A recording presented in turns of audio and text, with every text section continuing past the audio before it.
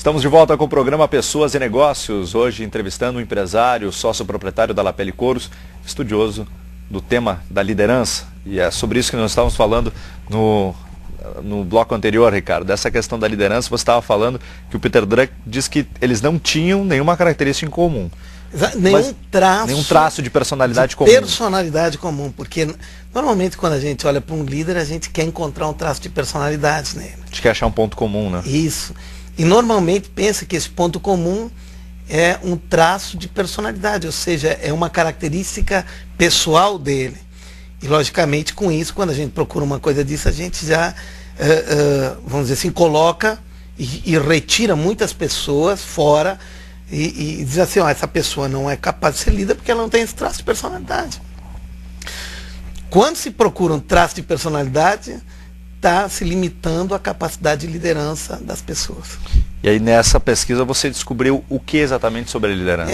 Assim como o Peter Drucker também fala, né? Assim também o que eu encontrei é uma coisa. Todas essas pessoas tinham uma característica comum. É que elas tinham, vamos dizer assim, uma coisa que intangível.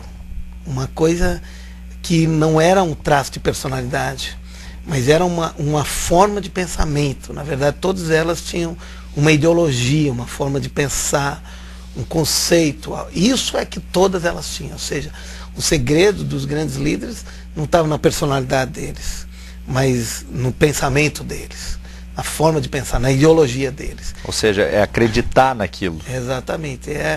Primeiro, para acreditar, tu tem que ter alguma coisa para acreditar, né, Tony? Para mim, esse é o maior segredo. Todas essas pessoas, elas têm um idealismo, elas têm uma ideologia muito forte. Você pode ver que todo grande líder, ele tem uma ideologia muito forte. Inclusive, num livro, Tony, chamado Feitas para Durar, essas empresas que têm mais de 50 anos de vida e sempre estavam no top, né, dentro desses 50 anos, elas tinham uma característica. Nesse livro conta isso, o Jim Collins, ele encontrou essa característica de que todas as empresas comuns, nessas empresas top do mundo, elas têm uma característica comum, elas têm uma ideologia muito forte. E essa é a característica não só das empresas líderes, mas dos líderes propriamente dito. Porque, na verdade, as empresas líderes são formadas por líderes. A ideologia da empresa líder é a ideologia do líder que dirige essa empresa líder. E as pessoas sempre têm um questionamento, Ricardo. Tem como se aprender liderança? Ou isso é algo nato? Pois é, isso é uma coisa fundamental que quando a gente começa a estudar liderança, a gente começa a entender isso. Que liderança, então, no momento que não é uma coisa tua, que tu pode absorver, que tu pode aprender uma ideologia. Vamos olhar por Gandhi. Gandhi não era líder, Gandhi não tinha nada a ver com a Índia, com o Paquistão. Gandhi tinha nascido numa ilha, estudado na Inglaterra, e por acaso passou na Índia, estava de caminho, passou na Índia, e acabou pegando aquilo, e por causa de ele ter visto a opressão que havia, a falta de liberdade que havia lá, ele tomou aquela questão para ele, acreditou tanto naquilo, tomou aquilo como ideologia para a vida dele, e junto com ele carregou uma multidão de pessoas que causou tudo isso que causou. Então qualquer pessoa que esteja disposta tem como ser um bom líder. Exatamente, isso aí. Então, na verdade, cada pessoa que quiser mesmo, ela tem condições de ser um grande líder. E por onde você diria para essa pessoa, Ricardo, que quer ser um bom líder, começar? Tony, esses dias eu estava falando, dando uma palestra, e eu disse o seguinte, que muitas coisas bonitas se constroem com trabalho ou com muito trabalho. Mas nada excelente e realmente de grande valor se constrói sem paixão. E a paixão é uma coisa que está presente na vida desses líderes, aonde quer que estejam. A paixão faz parte dessas pessoas. E por que eles são tão apaixonados? Porque eles são focados. Não existe paixão sem foco. É muito simples. Quando um menino, né, adolescente, bate o olho numa moça, ele só vê mais ela na frente. E a paixão cada dia é maior por ela. A paixão cresce porque o foco está nela. Então, quando tu tem um foco sobre um assunto, a paixão sobre aquele assunto tu começa a te apaixonar por aquilo. Ou seja, quando tu te concentra, quando daí tu começa a perceber aquilo, a tua vida se torna em função daquilo. A paixão vai desenvolvendo no teu coração e a vontade de fazer alguma diferença em relação àquilo, vamos dizer assim, é inerente à paixão. Então, tu faz coisas que uma pessoa que não está apaixonada não faz. E Ricardo, eu sei que você também é pastor. Exato. Né? E você estava falando sobre essa questão da paixão, de fazer, de foco. Você começou com uma igreja, hoje tem uma rede de igrejas. Como é que é isso na tua vida? Olha, Tony, é muito simples, vamos dizer assim, falar sobre isso. Nós estávamos falando de Peter Drucker. Peter Drucker, ele era um cristão tão devoto, tão comprometido, que ele dizia assim, quando pediam para ele por que ele era um cristão tão comprometido. E daí ele respondia, ou seja, o homem que mais entendia de negócio, que na verdade ensinou todos os professores de negócio que nós temos hoje, né? É o guru dos gurus, vamos dizer assim, né? É o top do top. É o top do top, é. E daí pediam para ele por que ele se dedicava tanto à vida cristã. E daí ele disse assim, existe negócio melhor que esse?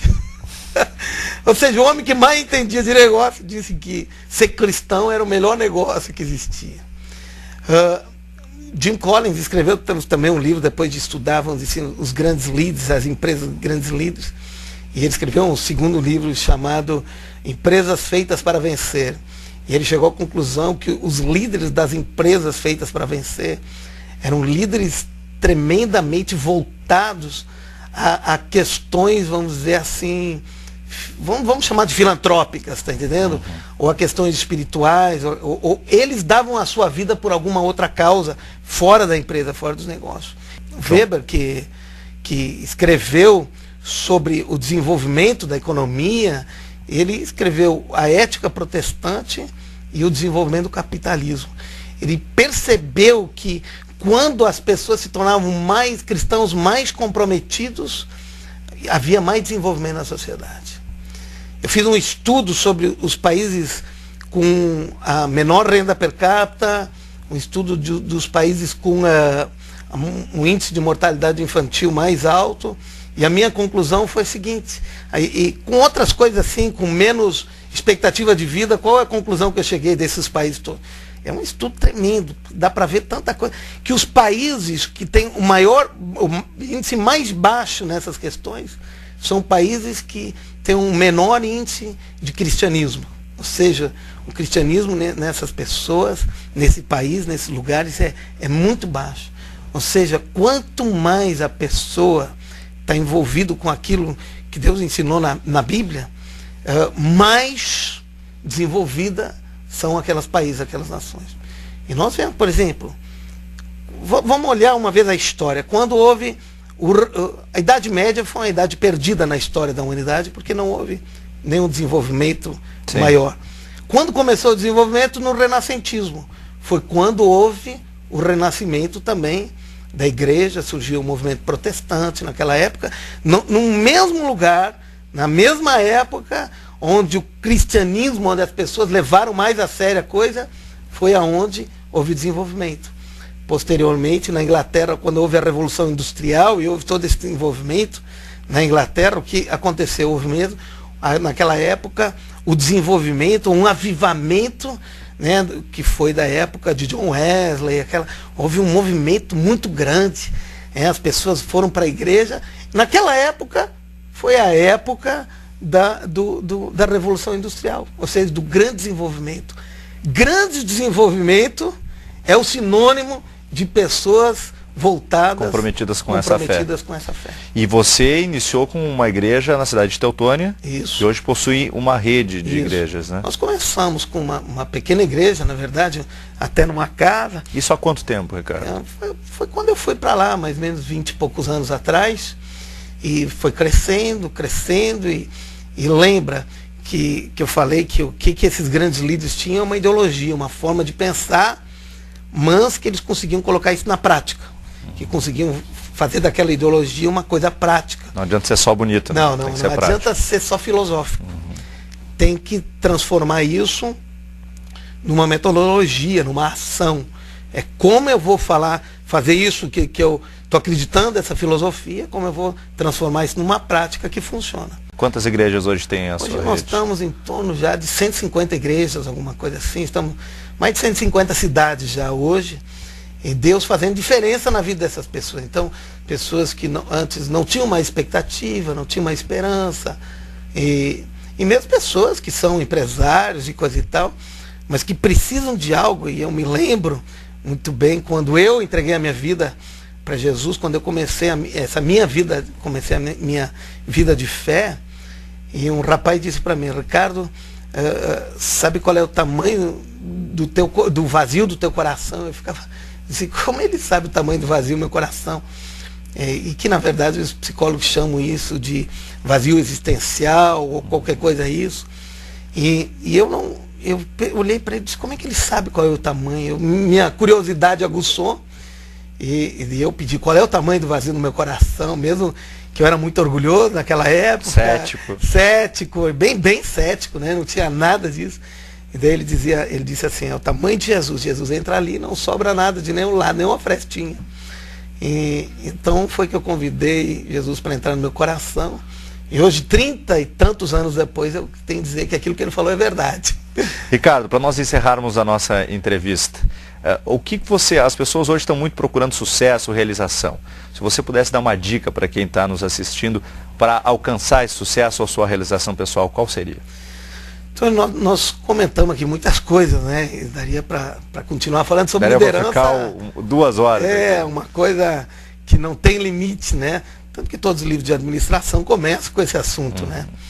Mas se eu pudesse falar, assim, aconselhar aqueles que estão nos escutando agora, o que é que eles podiam fazer para caminhar uma vida de sucesso? O sucesso, Tony, ele não é simplesmente ter muito dinheiro, ter realizado alguma coisa. Isso não é sucesso. Tanto que o maior índice de homicídio que existe, ou melhor, de suicídio que existe, é nos bairros onde existe a maior renda per capita. Então, isso não é sucesso quando eu tenho sucesso fora, eu tenho sucesso financeiro, mas lá dentro a coisa não está boa. Então, sucesso, na verdade, essa é a forma que eu entendo sucesso, é mais ou menos assim. Agora nós estamos aqui, por exemplo, aqui tem esse microfone aqui que nós estamos falando, e ele tem um valor aqui, porque ele está captando a nossa voz e transmitindo. Agora, se esse microfone tivesse lá na rua, e os caras estivessem passando lá, ele não teria valor nenhum, na verdade, ele estaria atrapalhando, sujando até lá. Ou seja, sucesso é quando as pessoas foram criadas, elas estão no seu lugar, e estão fazendo aquilo para qual elas foram criadas para fazer. Ou seja, para resumirmos, é achar o seu propósito. É achar o propósito, exatamente, é achar o propósito de Deus na vida dela. Mas lembra, importante isso que agora eu vou falar. Deus criou todas as pessoas com um propósito. Esse propósito já existe no coração de cada pessoa quando ela nasceu. Agora, como eu vou encontrar o meu propósito? Essa é a questão fundamental. E agora é a resposta. O teu propósito está nos teus sonhos.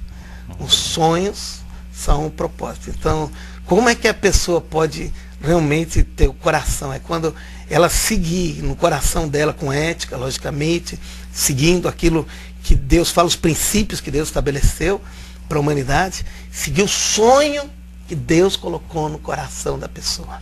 Ricardo, obrigado por essa entrevista, obrigado por ter vindo ao nosso programa. É uma honra, muito obrigado, Tony. Quero agradecer, uma honra muito grande estar aqui junto contigo e desejo sucesso aqui para você, para a televisão aqui, todo o projeto que você tem aqui, muito sucesso, muito obrigado. Falamos com o sócio proprietário da Lapelle Couros, estudioso da liderança, Ricardo Wagner. O programa Pessoas e Negócios fica por aqui. Voltamos na semana que vem. Até lá!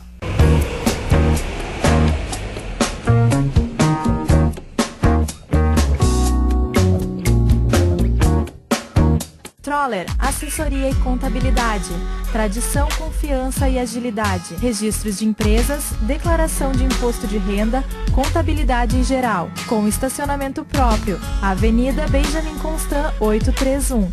Troller Contabilidade e Assessoria, fone 3714-4033.